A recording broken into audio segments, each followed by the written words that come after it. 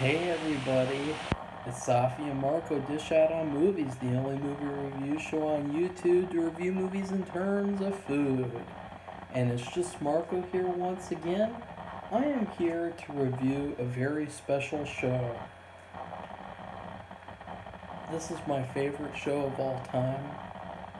It's a very special show to me, and it is just amazing in so many ways. Like, I could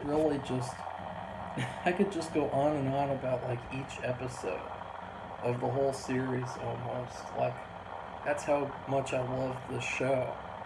And what I'm talking about is Californication. Season 1, not the whole series, because that would be like a million-hour video. So that'll happen over time, though, that I'll review all the seasons. And I'm doing this because, as you guys know, or you might not know, I have a free audiobook out right now on YouTube called The Super Dumbass Director. And it's a very funny book, and it has a lot of friendship and coming of age and fucked up stories and fucked up romances, and it's just a complete, it's like, you go from birth all the way up to now with me, and it's about me, and it's a lot of fun. And one of the things that inspired me to do it was the show Californication. I got into writing just because it went hand in hand with the filmmaking, but I never really got into writing until Breaking Bad, and then Californication and Goosebumps books. And those are like my top three influences on writing in general.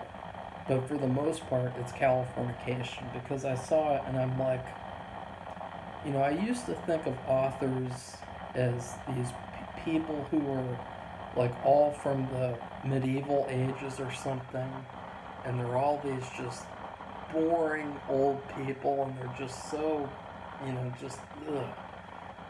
Ugh. Like, it's like I bet they smelled like the books that they wrote, you know what I mean? Like, that's what I thought of writers. And then I saw the show, and I was like, you know what? Like, writers, not all writers are like that. I mean, that's stupid. and I really came to love writing because of Californication, and because of seeing David Duchovny as Hank Moody. This very flawed character, but he's a very likable character regardless of his flaws. And I think that that's something that a lot of these shows and movies nowadays, they don't have that. They either have heroes or villains. And then the ones who they think are complicated really aren't complicated. Like, there's nothing complicated about that bitch boy Kylo Ren in the new Star Wars movies. There's nothing complicated about Twilight Boy in the Batman. But with Hank Moody, he's complicated. He's a complicated person. Everyone on the show is. And so, yeah, if you'd like to check out that audiobook, just search that up on YouTube, or go to Risky Ideas Movies and go check it out. It's a lot like Californication in the sense that it has a lot of those types of like sexual, like funny sexual type of stories. I don't know how to describe it, like raunchy humor, crude humor, a lot of that in the book, and a lot of, I really think that they have similar qualities, although obviously mine is based in reality. So this show, it's all about, you have Hank Moody, who is a very popular writer, quote unquote, very popular and unpopular at the same time. And he's also a sex addict, he's an alcohol addict, he's a drug addict, and he has this relationship with this woman named Karen. And that's one of the funniest there are so many things in the show that resonate with today, and that is like the top one. Like, guys, if you want to see the truest form of a Karen, check out Californication. Like, you got the most prime Karen you will ever meet. She starts off pretty nice in certain respects, but over the seasons, she just gets worse and worse and worse and worse, to the point of where it's almost like you can look at the story as if like he's like a beaten dog, and he's like this abuse victim who just has to come back to Karen. It's it's really that bad. Like, that's how bad it gets for me. And it's not like a romantic thing. It's like a, oh god, dude, like you pick Karen. Like, you've had thousands of love interests in this series, and the one that you're going with is Karen. Oh, ugh. And then you have, so you have all that. He's trying to write, and he's trying to get back with Karen, because what happened was Karen broke up with him, or he broke up with her, complicated, and then she got with one of her clients because she is an architect. And so she got with this really boring, actually, I kind of like Bill. I didn't really dislike him that much. There were only a couple of things that I disliked. I thought he was a pretty stand-up guy. And she got with him, and then, it's a really complicated story. There's so many moving parts. Like, then you add to the fact that Hank sleeps with this girl named Mia, and then he finds out that she's actually the teenage daughter of Bill. And that's really the best story in the whole series, in my opinion, because it's so dark and so funny at the same time, and it has a lot of it just has a lot of ups and downs, and it's a very interesting story, the way that it plays out and how they go back and forth with each other. And he also has this best friend named Charlie, and he is an agent. He is his agent, and his catchphrase is, "I have an offer for you," and he says that really, really loudly. And he has this whole storyline where he is basically the Fred, and then his wife Marcy is the Ethel. And this is like kind of like I Love Lucy in a sense, like a modern I Love Lucy, as the actor said on the behind the scenes. And he has this whole story where their relationship is not working very well, and so he ends up cheating with his secretary, Danny. In fact, I think her name was Danny California. And so there's going to be several important points, and she is going to be one of them. And you'll know what I mean. So, sorry, I've been drinking margaritas, and I really need to burp, so sorry about that. I just didn't want it to come out like randomly while I was talking like that, The first 3 episodes are all straight A pluses, like they're perfect. The 4th episode, I can't remember, is the 4th episode? See, I don't have the episode titles here. I wish I should have written those down. I don't know why I don't have those. I guess I'll just have to trust my instinct. Episode 4 is like an A-/B+. Episode 5 is an A+. One of my favorite moments of the whole season 1 is Charlie. He has a button in his office that closes the door, and the first time that he is going to cheat on his wife with Danny California, there's this hilarious moment where she's standing there and she wants him to cheat. She wants to take advantage of him. And that's going to get into some very important, relevant topics too, because this show is very relevant to today with what's going on with Johnny Depp. So Charlie's sitting there, and he presses the button, and it closes the door, and it is just the funniest thing because he gets himself in these situations where he just accidentally looks like the worst person ever. And so this whole situation, he looks like that Predator guy. I can't remember what his name was. The guy in the news station who had a button that would lock the door so that he could assault women in his news office.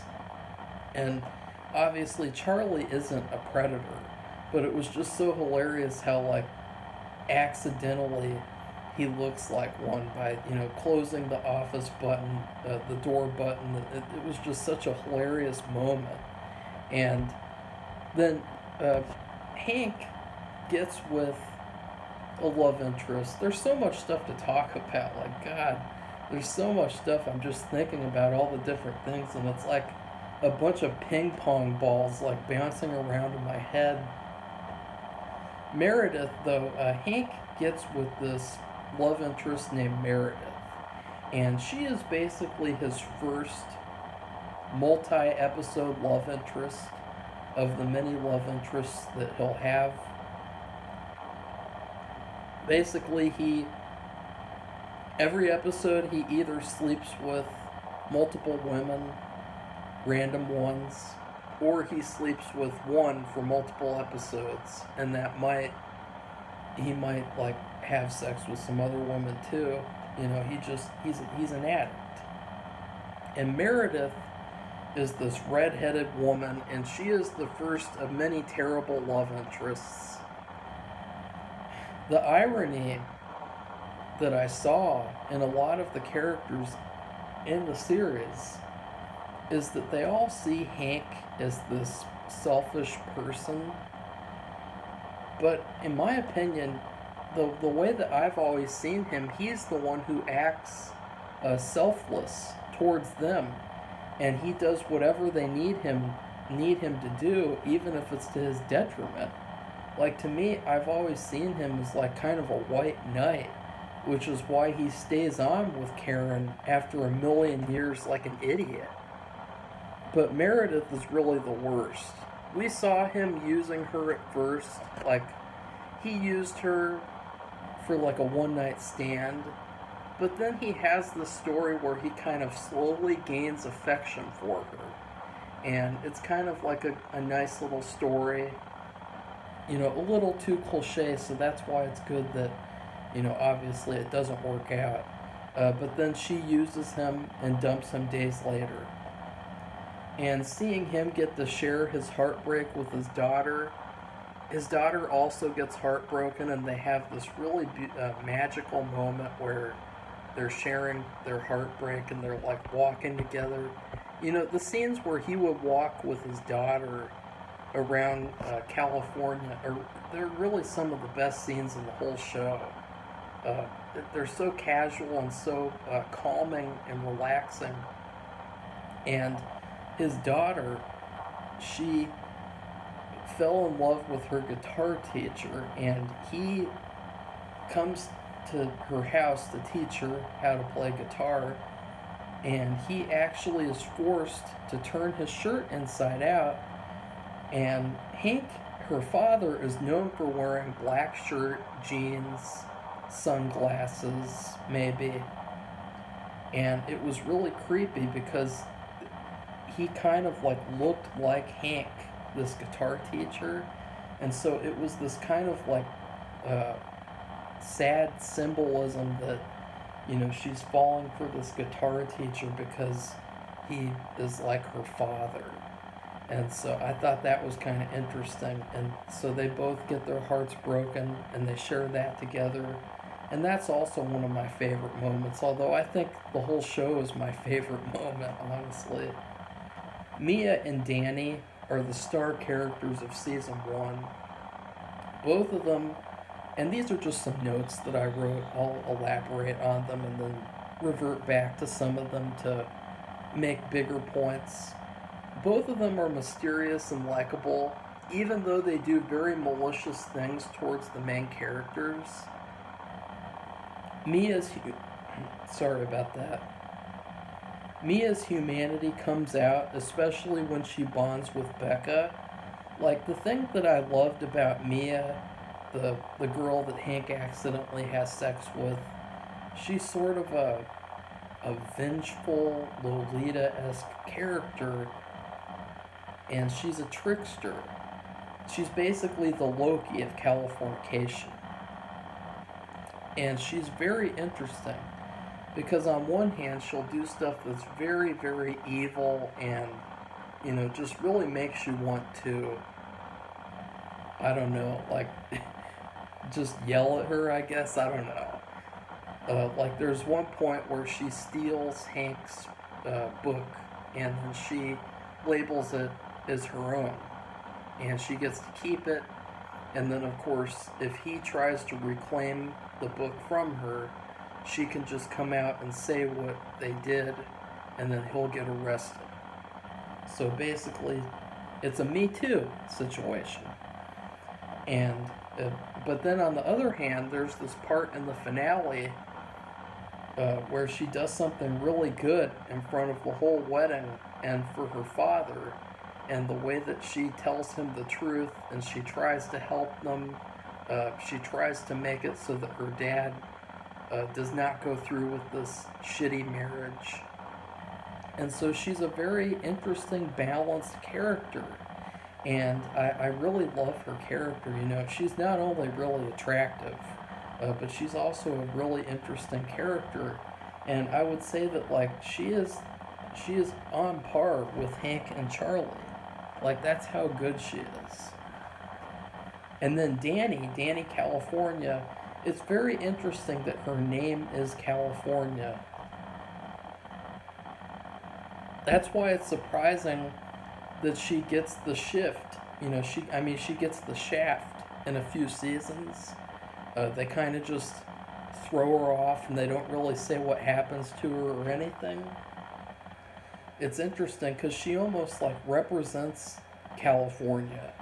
The way that she's this greedy, fame-hungry biatch, but she also does have some humanity in her that comes out, and so she's not a totally unlikable character, and she's also a very good actress.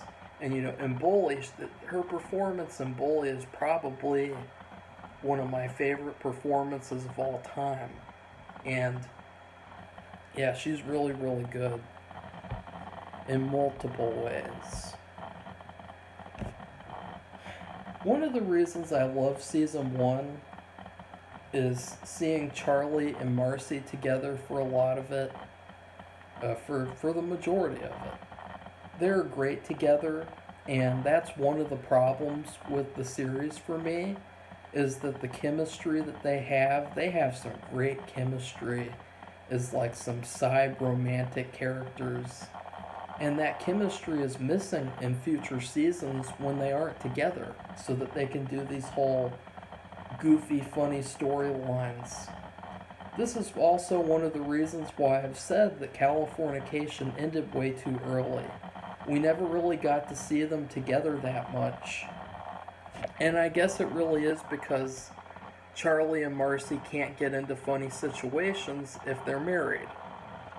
Oh wait, season 1 happened. Ha ha ha ha. So, season 1, they're married. They still get into funny situations. There's a lot of great symbolism in the show, and I already talked about the guitar teacher, but also Hank takes Bill's jacket from him at one point, and he wears that. And so there's a lot of symbolism within the show with the clothes that people wear, which is interesting. Season 1, for me, the way that I've always described season 1 is that it is closest to a traditional rom-com. That's its biggest strength and weakness. It's a very satisfying story, how Hank picks himself up and steals Karen away before she marries a crackhead. Well, she marries him, but then, he still steals her away. However, it sort of feels like it could be a one-off show. The story could end and people would say it's good still. That's why season 1 is up there with one of my favorite seasons. But it's not my favorite season. Because when you watch a TV show, you want to feel that the show can go on and that the universe can expand more. But yeah, it really is, you have the typical, you have a guy, he's complicated, his love interest left him, he made a mistake, and she's with a jerky guy, and then he has to win her back and get her away from the jerky guy. And then, yeah. Karen is a lot more likable in season 1 too. This is before she does the shit ton of bullshit she does in later seasons. And Marcy as well. Both female characters, main female characters, they become less likable each season. Like, they just get worse and worse and worse and worse. The only character who stays kind of the same is Becca.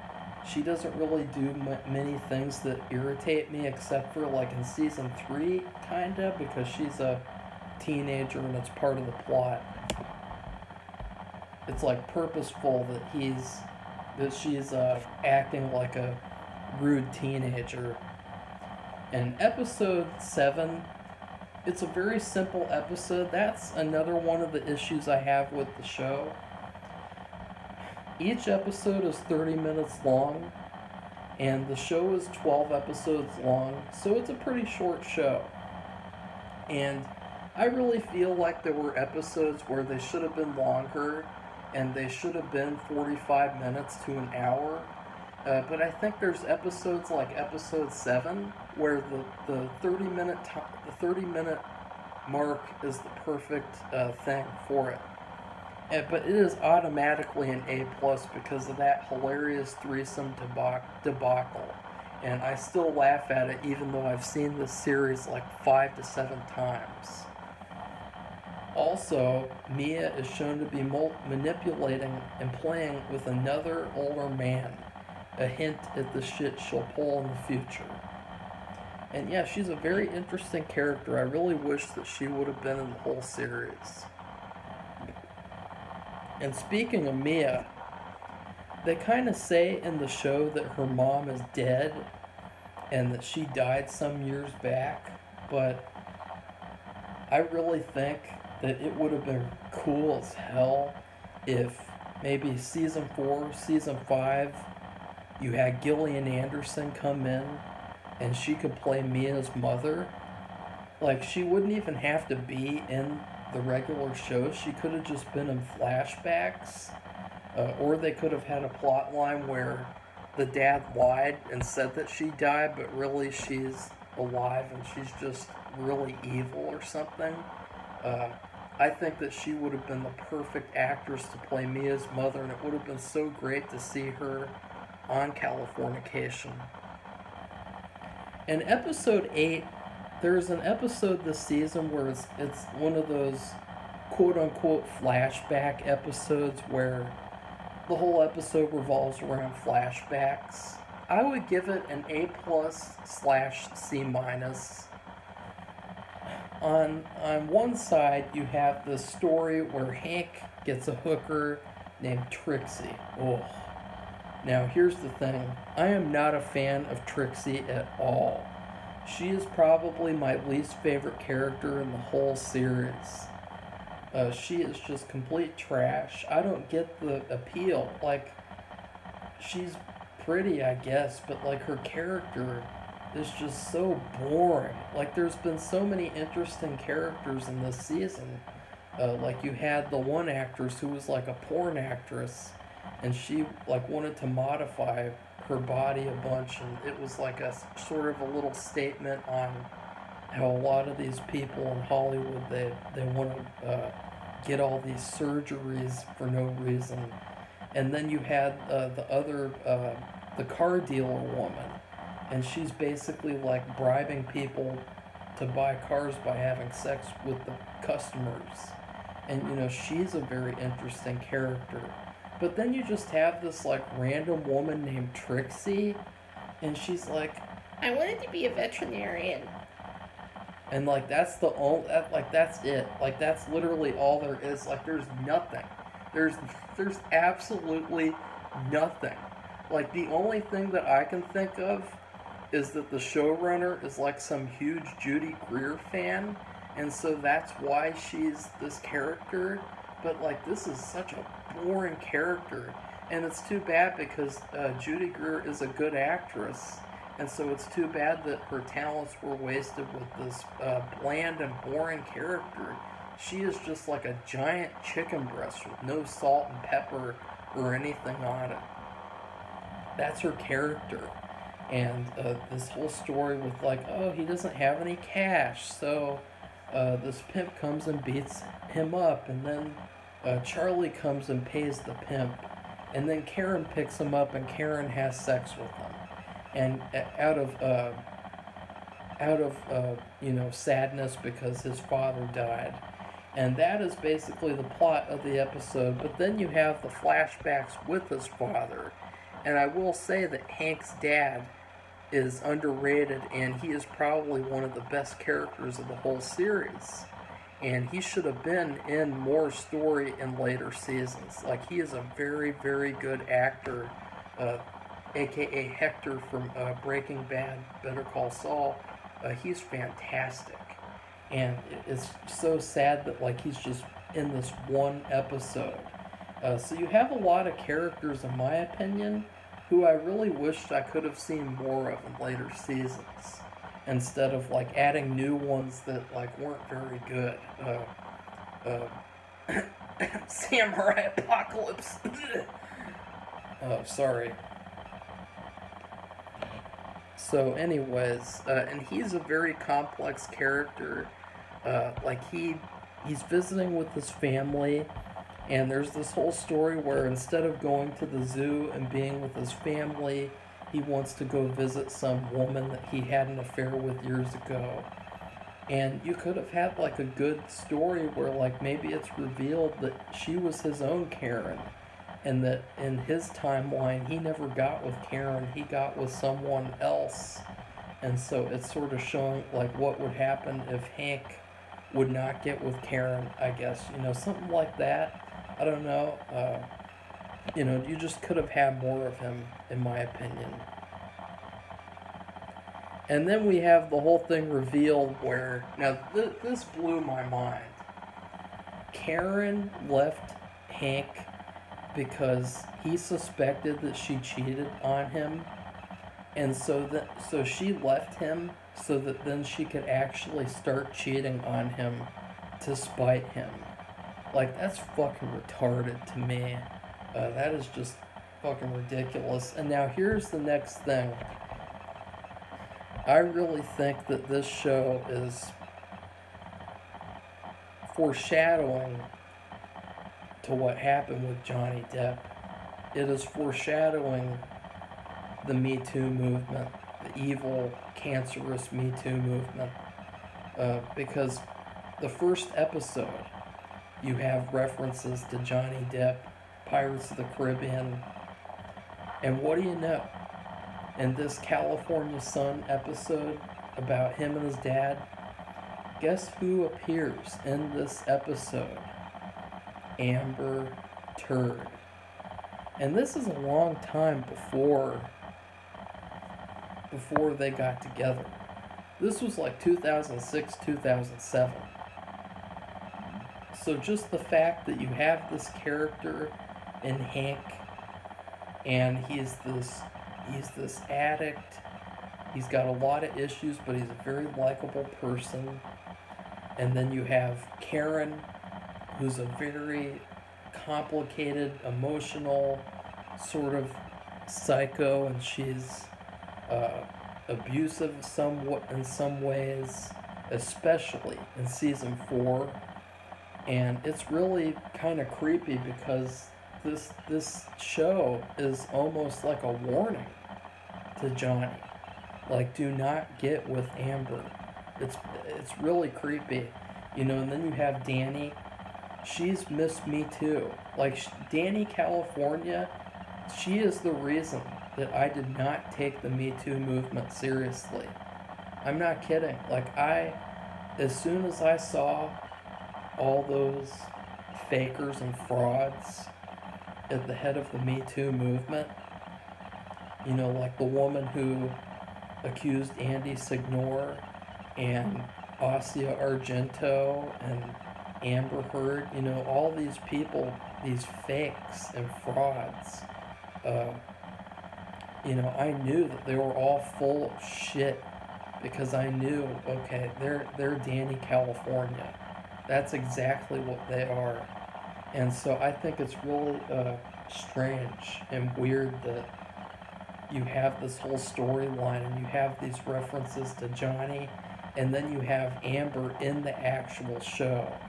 And I think that that's something very interesting that I would really love to see what Johnny thinks about this show, because I think that he would find a lot more parallels.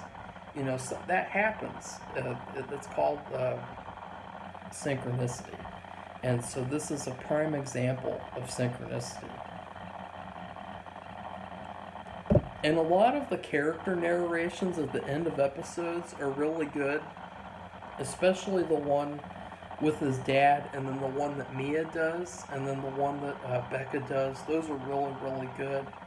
And it was nice because you didn't really get to hear their inner thoughts a lot, but then you did when they did these narrations. And I really like that. It reminds me of those books where they have the diary pages or they have the letters, like Dracula, that type of style. Speaking of style, Californication does something really well that no other show can do ever. Dinner scenes. And I know what you're thinking. A dinner scene? Movies and TV shows do dinner scenes all the time. Not like Californication does. Early on in the season, there is an incredible dinner scene where it completely sets up all the characters, and you have this brilliant comedy with Mia on one side touching Hank, and then on the other side Meredith. And the thing that the showrunner is really good at with these dinner scenes is he knows how to put all these characters together at a dinner table and then make them all fight each other over what they believe in. Like, he's just such an expert at just having these characters sit around a table, and it's like, well, F you, F you, F you, F you. Like, it is just the greatest thing you'll ever see. And there's one dinner scene in each season, and the dinner scenes get progressively better. Like, especially season 4's dinner scene, phenomenal. And I remember the season 4 dinner scene. I can't wait to get to that. So dinner scenes, one of the highlights of Californication. And another thing about Californication is that Hank has a lot of sex on the show.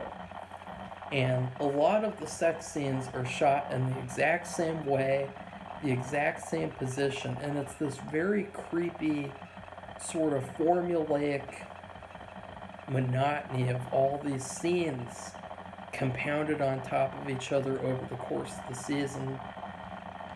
It's very, it's unsettling because you know that he has an addiction, and you can just feel his addiction through the show of all these different random women, and it's very gross.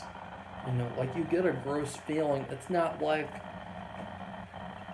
you can take some scenes out and you can just say, yeah, that's really nice, wink wink. But for the most part, like, I honestly, I don't even really think about that kind of stuff when I watch Californication. That's why when they looked at my script and they were saying all these things, it just made me, like, just shake my head an embarrassment for, like, these people have no idea what they're talking about. That's not what I think about when I write or watch a story for the most part. Uh, Only when I really focus on that alone do I do that. Becca is very good in season one. That's another thing, is that his daughter, she's a